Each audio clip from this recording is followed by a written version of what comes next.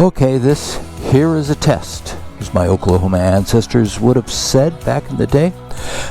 We don't need the here in that statement. We can just say, this is a test. And what we're going to do is go for a ride on a 2021 Aprilia. But we first have to ascertain, that's a big word, certainly the folks in Oklahoma would have never used it, if it's working.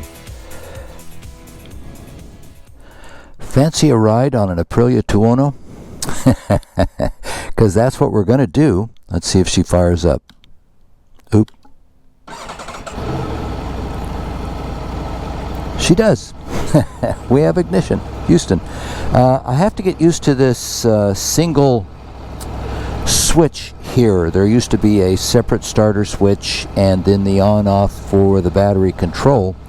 And I got the word wrong that you're supposed to turn it off with the switch and not the key to keep the fan going, which it looks like this machine will be similar to my starting experience with my past Tuono, in that it's a hot little baby, and riding around in San Diego we're going to need to have that cooling fan circulating, some air through the motor after we shut her down. Not going to take a chance to shut it off. Excuse me, shut it off or the camera off, because once again, who knows how it's all going to go. But let's throw a leg over her.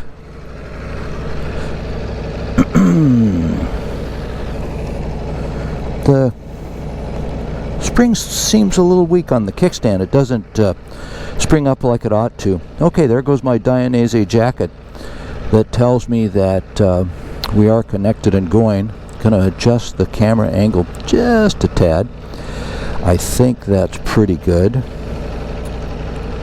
And of course my camera's telling me my Wi-Fi's lost. Alright. Don't care so much about that. Smoothness. Okay, so I adjusted the location of the, let's get it down to the end of the driveway here. This is always, I was just going to say I adjusted the location of the toe shifter. This is always a little concerning here, because you can see there goes a car, and because I live next to a turning into another street, they typically swing wide through there, and which means they fetch up close to my driveway just when I might pop out. So I always try to at least give a little bit of look before I head out that way. Alright, so the last ride was essentially freeways, freeway speed anywhere from 60 plus to another speed level we won't mention. But this one we're going to do a few twisties. We won't do a lot of them. I don't have a bunch of time. But we're going to do a few more twisties on this one as opposed to just some straight line activity. And hopefully we're capturing all this. I can't, it's kind of maddening because you can't really tell until you get back and it's all said and done. What I'll do is I'll give some highlights as we go along. This is our exeunt out into the greater world. Those spike things scare the hell out of me. And the last time, I think, once we got rolling, I think I stopped once. So we're gonna be going through the gears a little more and using the kickstand, that kind of thing. I'm gonna pull over in the shade here, and for a quick sec, see if didn't find neutral. It's a new Aprilia. It doesn't like to. There's neutral. Okay, apply the foot brake.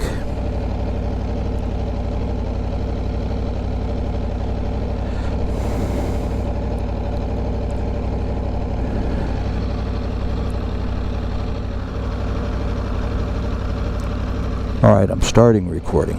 Am I really? Lord knows. All right, put her into gear. Of course, I managed to stop on an uphill. Those of you who ride motorcycles will understand and appreciate.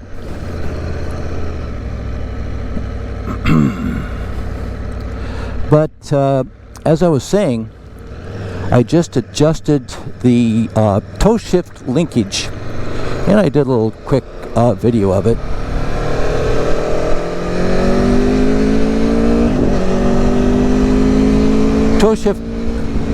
Toe shift linkage has an eccentric connection, and by revolving it, you can lengthen a little bit the distance to the toe peg.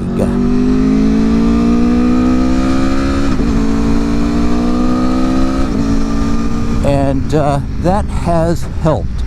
It's still in a challenging angle as far as my foot is concerned in a motorcycle boot. I am a size 11. I think someone with a smaller foot wouldn't have that same set of challenges, but for me it is still a bit of a challenge. So, oh shoot, not going to make this signal. So we're going to find out how well she does sitting in traffic. And as usual with my intricate planning, I have managed to land during a high traffic hour on our streets, but we're going out of town in a bit, and I did want to get some something other than just straight line riding in on our new Tuono. So I'm pushing it out. It does have that new bike smell. I can smell like a mixture of some adhesive and metal components coming to temperature, if not for the first time, nearly the first time. So they are reminding me that they're new. It's I gotta say, it's a not unpleasant smell for those of us who are gearheads and who like that sort of thing. It is not entirely unpleasant.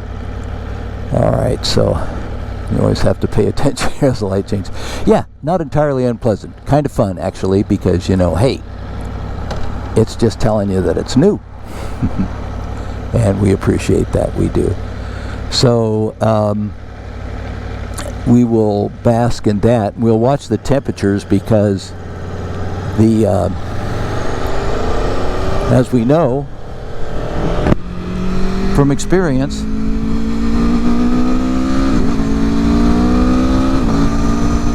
wow, still going to stay with that butter description. As we know from experience, the Italian bikes run warm. You know, no surprise there. We're not fooling anybody with that revelation.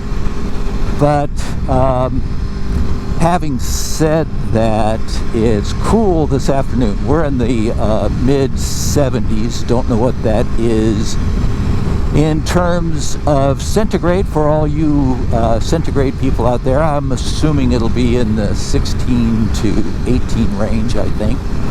And it's just a great day to ride a motorcycle, a great time, other than the fact that there's going to be a lot of traffic on the road. It's also a great time to ride a motorcycle, if not for the traffic, at least day rides. Next subject. Okay, this is what I wanted to do. I wanted to ride it over a little bit of our rough back roads so I could get a feeling for that active suspension. I'm still in A3 active, which is road. I have not changed any of the presets, which are all, as I remember looking at the graph, they're laid out in one menu in a very nice graph. Everything begins with A, Aprilia braking, Aprilia this, Aprilia that, but everything seemed to be set right in the middle of their respective scales. So that includes engine braking, etc. So I'm getting a little bit of bucking, but because, again, I said the roads are horrible, but What is not happening is that it is not as stiff as Tony Thunder was, the 2017, even though I had Tony, what I felt anyway, was pretty well dialed in for my weight and the type of riding that I did. This is a whole level. This is a whole level and a really new experience. Gives you a comfort level, not just in the ride itself, but in how you're riding. You feel pretty good about your control. Therefore, you don't feel anxious necessarily about bad things maybe happening to you. And here's a pretty rough section. You can probably hear in my voice I do get bounced around a little bit. But what's particularly different, in my opinion, with the active suspension there, oh yeah, there you go. Yes, the last time we saw him, he was flying through a hay truck.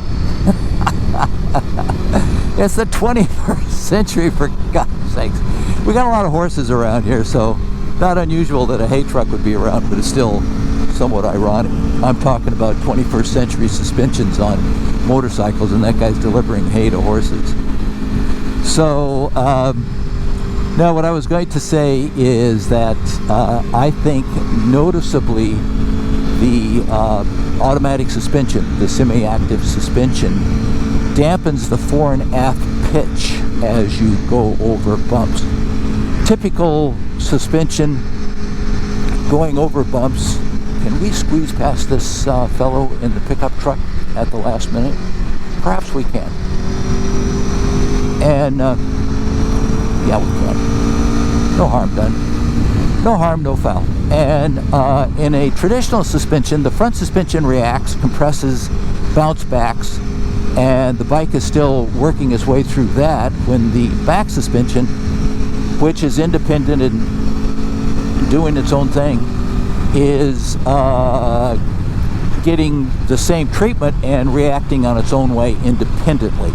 I think in the semi-active suspension, what you have is the front suspension reacting and sending a signal to the back suspension. Big bump, back suspension does whatever magic that it does in that case. That's fourth gear acceleration. Wow, gotta say. Pretty nice. So it then is working more in concert with the front suspension if compared to a traditional front and rear mechanically independent sets of suspension. So my initial feeling after just a couple of rides is that that's the major difference, the fore and aft pitch that you get over bumps. You still feel them. Now, I haven't done much experimentation, but you do still feel them. Okay, moving along from that little observation, let's just step back and state the obvious. This thing is a hoot to ride. This thing is obvious. The display is much more visible, much more easily seen, and you can actually, without reading glasses, okay, so I got a fuel light on, so I'll need to get over and get some fuel pretty quick. I think if it's anything like past iterations, you've got 20 or 30 miles. And I'm less than that from where I intend to refuel. So the fun of it is really pronounced. I have to say, I don't know, it was thrown off there by looking down, seeing the fuel gauge come on of a sudden. But the fun of the ride is really something. Another thing, a very perceptive person asked the other day about the windscreen situation. I remarked that this windscreen looked like it was going to be, let's go right over this rough part here. Butter. Gotta say butter. So this person asked about that and said, you know, does the wind buffeting seem any better? And my comment was that in the frame of reference that I could use going back and forth along Coast Highway to our local dealer I seemed to feel less wind buffeting on the 2021 than I did on my 2017. And the 2017 had an aftermarket windscreen by Puig. Forgive me if I mispronounce that, but I've asked many times. That seems to be the consensus, even among my Spanish-speaking friends. And yo hablo español por un poquito, pero la pronunciación por Puig. Anyway, so that was with the aftermarket windscreen. This one doesn't seem to throw up the buffeting. Now I live near the coastline, so we get a lot of we get fairly good afternoon winds. We got really nice situation developing up here with some guy. Did he crash into the side? No, it's just a truck. I think it's just a dude that is poor guy trying to earn a living. And he's just trying to wrestle that big truck all the way around. So even with an OEM compared to an aftermarket scientifically designed windscreen, this one seemed to put up less buffeting. So I'm gonna go with that. Less noticeable buffeting at this stage. Now that's not a scientific comparison, just a comment. And of course, speaking of just a comment, we are behind this gentleman trying to earn a living, who's got a truck loaded with garden tools and things. So it's probably a good thing. It'll keep me a little bit out of trouble as I explore the handling. But so I would add that to the comment I wrote earlier, which was essentially the same. But right now, and we do have some afternoon wind. I don't know if I can show you on the trees, but right now it's rolling along very nicely. I hardly feel anything in terms of wind buffet. The other observations on this machine are that, what a great guy. Doggone it. That is, you gotta give somebody some kudos for that. He's pulling over to let the traffic by. That is really nice. And the poor guy's on his way home at this time of day too. He'd just as soon be home with his first cold can of beer. God bless you, sir. See that, ladies and gentlemen, do the same. Okay, we're going into one of my little private Nürburgrings here, and we're gonna hit a few twisties. And again, it's probably a good thing we're behind traffic because we can't get too awful stupid. But yeah, so that's a windshield thing. I've had the opportunity to go online and very briefly look at some aftermarket parts and bits that are available for the 21. And it seems like many of them are the same, particularly as they relate to the chassis and items like that. Many of them are the same. In other words, the fastener sizes and their general locations haven't changed at all, or if they have, just a little bit. An exception to that would be the pillion post, because I forgot to take my old one 2017 in, and gosh, this thing is just so nice. You just wish it right around, and it just rolls right along. Oh, sweet. Sweet it is. Jackie Gleason used to say, how sweet it is. And you can crank her on mid-corner. She seems to be okay standing on her side a little bit, rolling along. Nobody behind me, so I hopefully am not going to cause anyone any trouble. But this is very smooth on those sections, and a relatively choppy road. It's not the greatest road. It's not the worst. We saw the worst earlier, but suspension continues to impress. Okay, I got to turn right here because of that fuel signal, and we're going to head to our local purveyor of gasoline.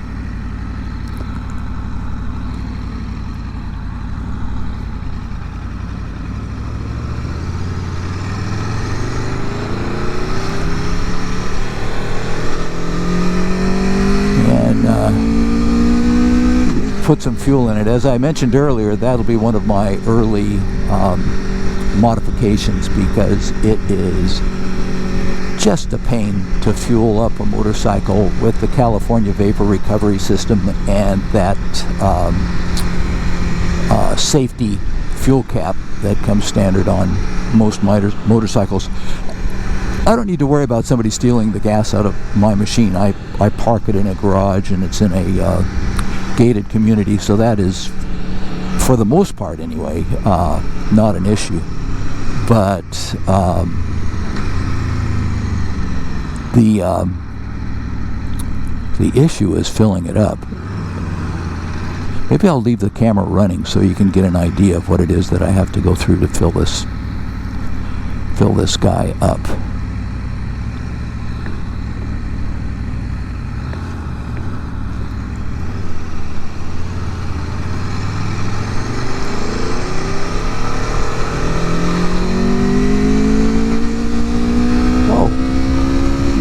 Interesting looking contrivance there. Have no clue what it was, but it was out on the open road, so I assume it was licensed. Certainly hope so. It was a weird looking little thing. So those are impressions going along on the new Aprilia. I will not be riding. I've got a bunch of vlogs queued up, but I'm not going to be riding over the next couple of weeks. We're heading out of state. Got to do some family duties. That's what families do, helping out some family, and that will keep me off the bike for a bit, but had to get one last one in here, and I think what I'll probably do is just throw it up with very near zero embellishment. I sometimes can't help myself, throwing a little music in the background, a couple of titles and things like that, and I think I'm I don't know, name your favorite director. Alfred Hitchcock? Anybody remember him? Alfred Hitchcock, or someone like that. But this one I think I'll just put up just because I've got to get it done before we leave. We leave tomorrow. But that quick shift is better. It is not cured. I still must see if there's some more hey, timing, Saul, if there's some more adjustment I can do in there, and then, whoa, danger, if there is, then I can get a little bit more distance there. Now there are aftermarket drop pegs that fit right in. I've checked them out. They fit right into the OEM cradles, and that might be an interim thing to do. New set of offsets, definitely not in the cards with Mrs. Cooper having allowed me to get this machine in the first place. And if I go running back home and say, hey honey, look, I just spent several $100s on a new set of offsets for a brand new 2021 motorcycle, and she'll be very understanding about that. She is. I'm married to a very understanding person. She's a sports person herself, but that is probably going to press the boundaries. So short story is, yeah, I may